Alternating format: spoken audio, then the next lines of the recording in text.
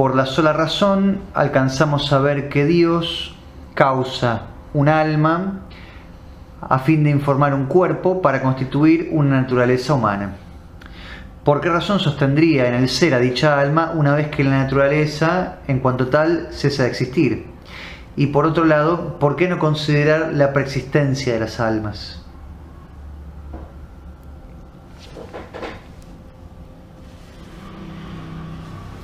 Para responder a esta doble cuestión, podemos y debemos remontarnos al principio de la unidad sustancial de la naturaleza humana,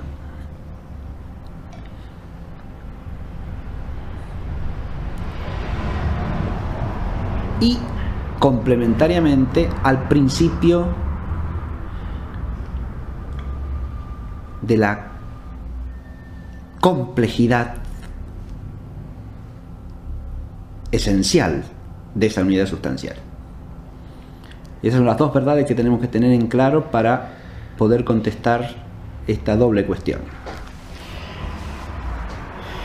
Primero, del principio de la unidad sustancial se sigue que no tiene sentido la existencia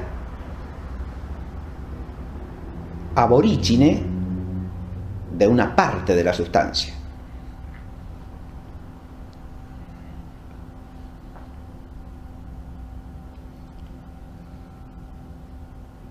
Y es a esto que se opone la doctrina de la preexistencia de las almas.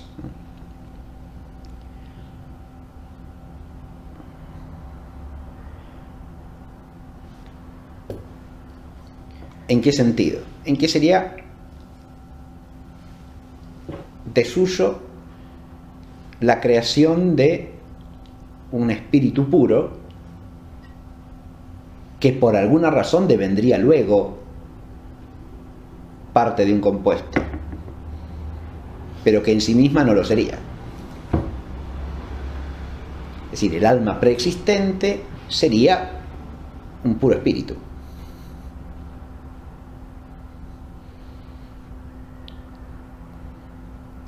Es decir, que por naturaleza no sería un alma.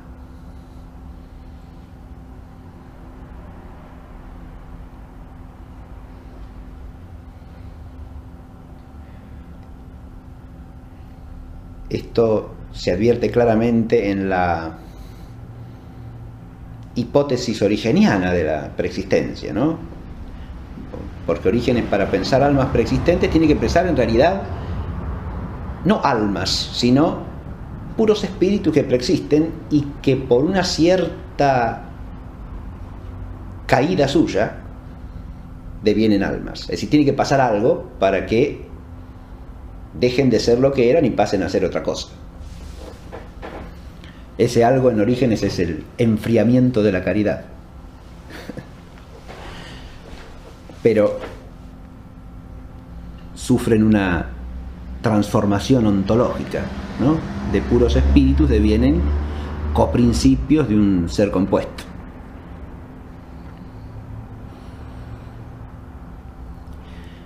Me refiero a esta doctrina simplemente para que se advierta la razón que he dado, ¿no? Un alma preexistente no sería propiamente un alma. Esta es la razón fundamental para rechazar filosóficamente esa doctrina. El alma por esencia es un principio vivificante, ¿no? Y por lo tanto por esencia implica una unidad con la materia, ¿no? Que da origen a la totalidad de un ser viviente, que es espiritual y corpóreo a la vez. El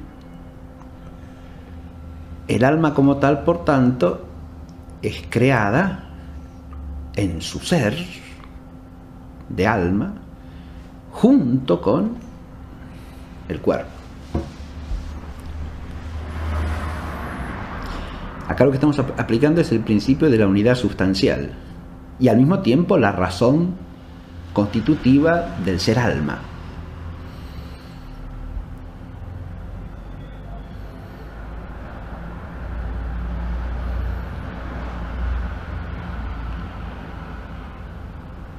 Pero claro, ¿por qué esto no se ha de aplicar también a la cesación de la vida corpórea, ¿no?, como extinción también del alma? Y acá es donde tenemos que recurrir al otro principio, porque la corruptibilidad física de suyo es algo que no atañe a la naturaleza espiritual. Y si el alma es de naturaleza espiritual,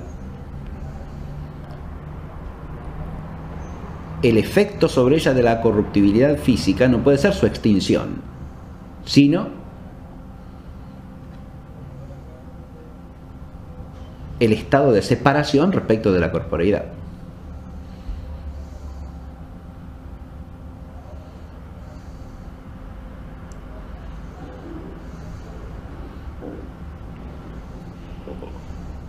Acá lo que hay que advertir es que esa complejidad esencial que tiene la única sustancia que es el hombre conlleva la composición de dos órdenes de realidad que son el corpóreo y el espiritual, que si bien están unidos sustancialmente, conservan cada uno su propiedad. La propiedad del cuerpo como tal es la corruptibilidad. En cambio, la propiedad del espíritu es la incorruptibilidad. De modo que la extinción del espíritu implicaría una violencia contra la propia naturaleza creada. Es decir, una aniquilación.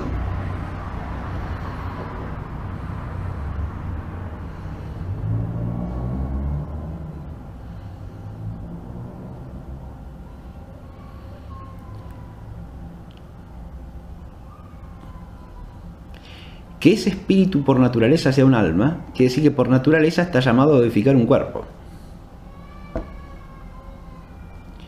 Pero no quiere decir que por naturaleza sea corruptible como el cuerpo. Porque por naturaleza es espíritu.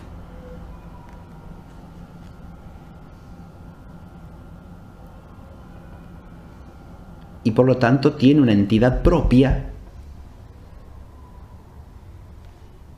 una vitalidad propia y una perdurabilidad propia independientemente de la corporeidad. Por eso la cesación de la existencia de la corporeidad que le pertenece o que le corresponde no implica la cesación de su propia existencia vital. Si uno no atiende a esta complejidad esencial, ¿no?, puede tender a pensar que la extinción del compuesto implica la extinción también del alma, ¿no?, cuando en realidad no hay razón para ello en virtud de la naturaleza propia del alma. Así como no tiene sentido hablar de una preexistencia, precisamente porque esa preexistencia sería de un puro espíritu, no tiene sentido hablar de una extinción, porque esa extinción sería de una forma puramente corpórea. Acá nos topamos, como en toda la antropología, con la singularidad del ser del hombre, que no es ni puro espíritu ni mero cuerpo viviente, sino que es un ser compuesto. Por otra parte, advirtamos lo siguiente: la mortalidad o corruptibilidad del hombre, tal como existe y la experimentamos, es, y esto lo sabemos por la fe, el efecto de una realidad de orden sobrenatural.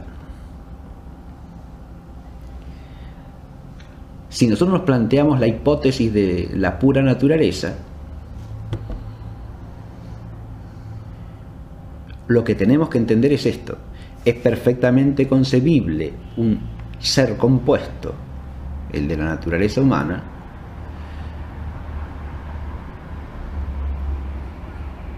en el cual uno de los principios constitutivos trascienda esencialmente al otro y por lo tanto tenga un destino más allá del otro, que es lo que piensan también algunos filósofos, o algunos, incluso fuera de la filosofía, muchas religiones, puedo decir, en el hombre por cierta aproximación sapiencial a la verdad en las tradiciones humanas, ¿no?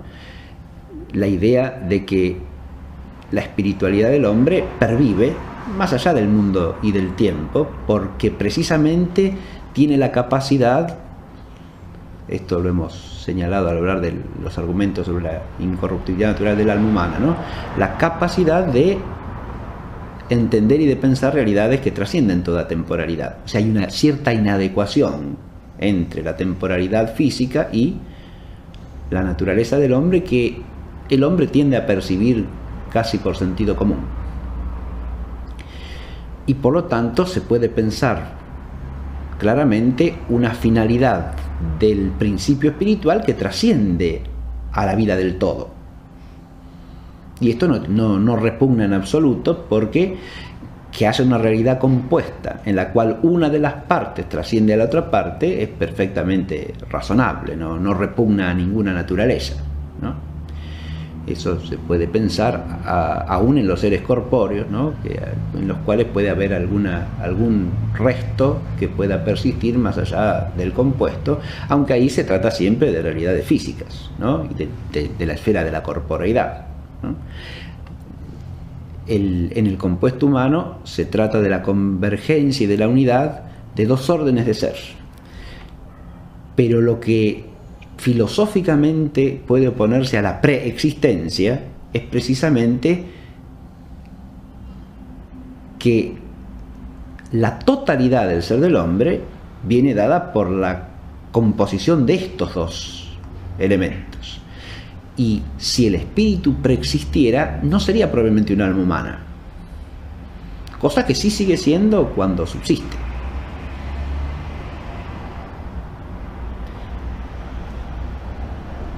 Uno podría pensar que esa subsistencia es la subsistencia de algo incompleto, pero no repugna la subsistencia de algo incompleto si esa subsistencia comporta cierta perfección natural propia, ¿no? Y cierta vida propia.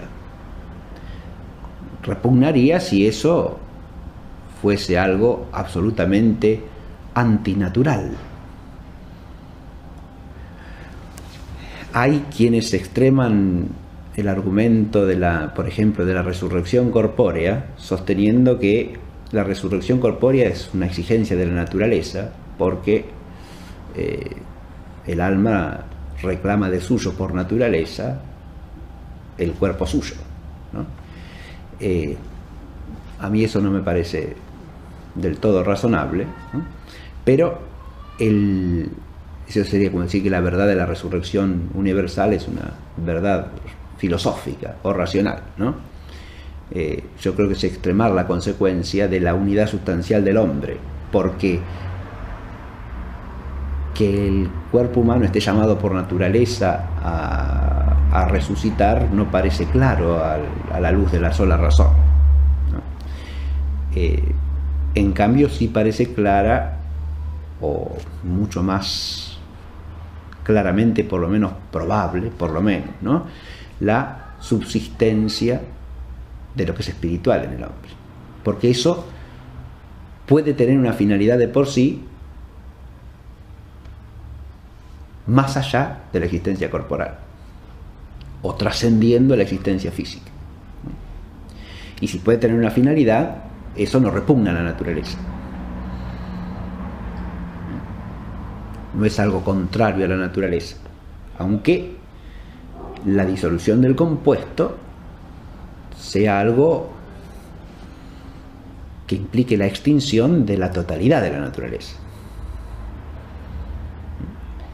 Esa extinción de la totalidad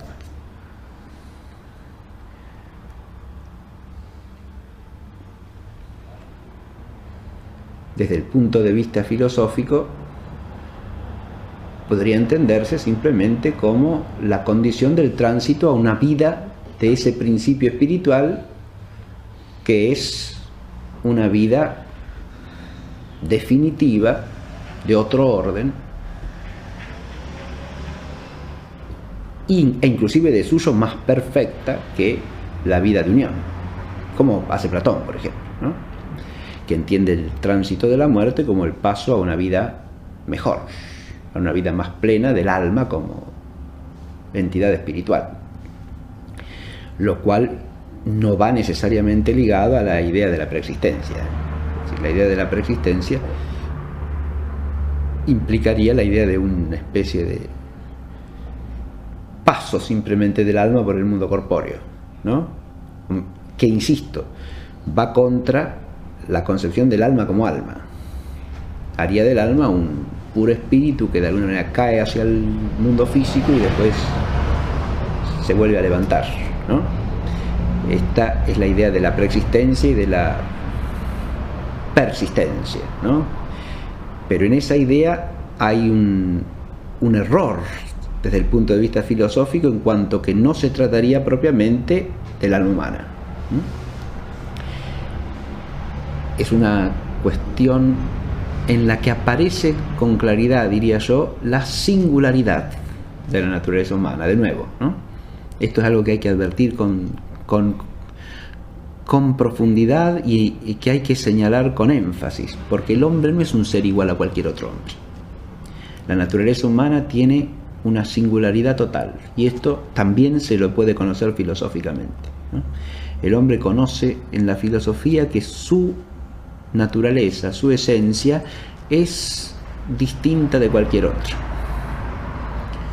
y no se puede, por lo tanto, poner en el mismo plano que ninguna otra.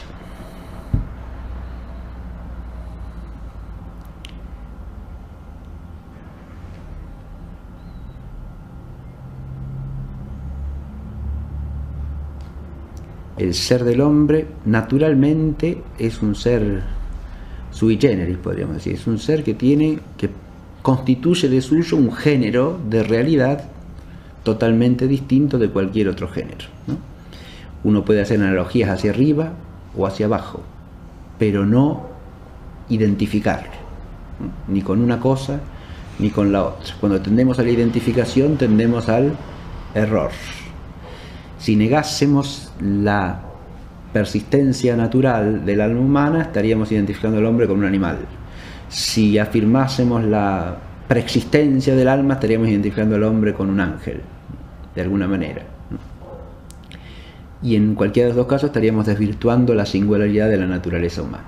Por eso vuelvo a lo que dije de entrada. Tenemos que tomar en composición dos principios aquí. Uno, el de la unidad sustancial de la naturaleza humana, y otro, el de la composición y complejidad esencial de esa unidad, que la hace una unidad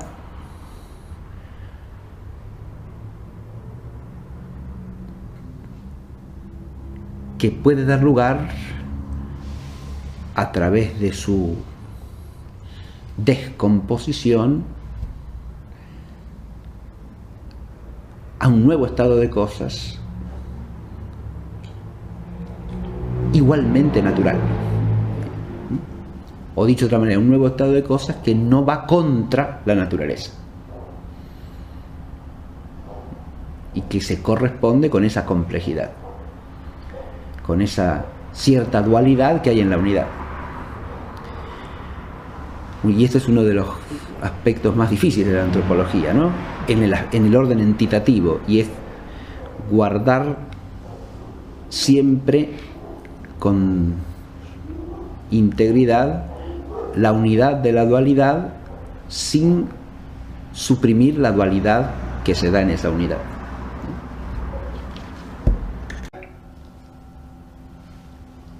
De suyo, la creación de un espíritu puro que por alguna razón devendría luego parte de un compuesto, pero que en sí misma no lo sería. Es decir, el alma preexistente sería un puro espíritu.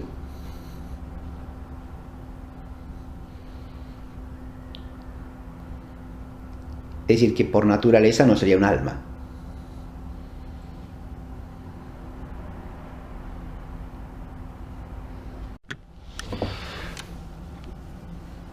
Por la sola razón alcanzamos a ver que Dios causa un alma a fin de informar un cuerpo para constituir una naturaleza humana. ¿Por qué razón sostendría en el ser a dicha alma una vez que la naturaleza, en cuanto tal, cesa de existir? Y por otro lado, ¿por qué no considerar la preexistencia de las almas?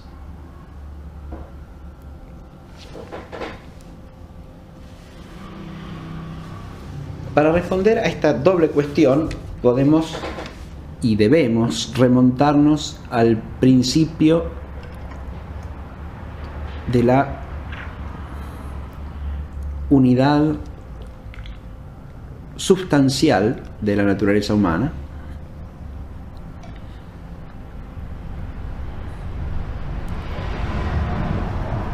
y complementariamente al principio de la complejidad esencial de esa unidad sustancial. Y esas son las dos verdades que tenemos que tener en claro para poder contestar esta doble cuestión.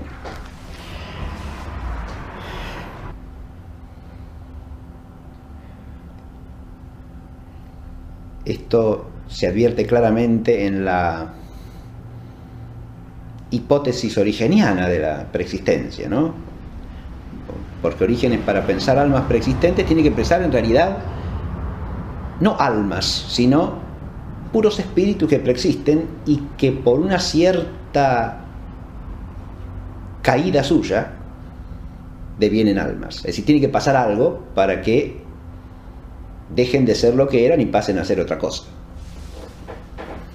Ese algo en Orígenes es el enfriamiento de la caridad. Primero, del principio de la unidad sustancial se sigue que no tiene sentido la existencia aborígine de una parte de la sustancia.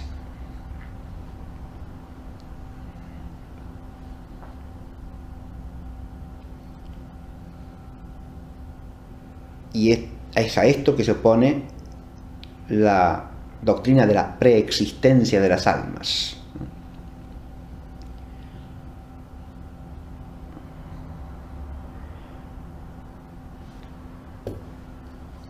¿En qué sentido? En que sería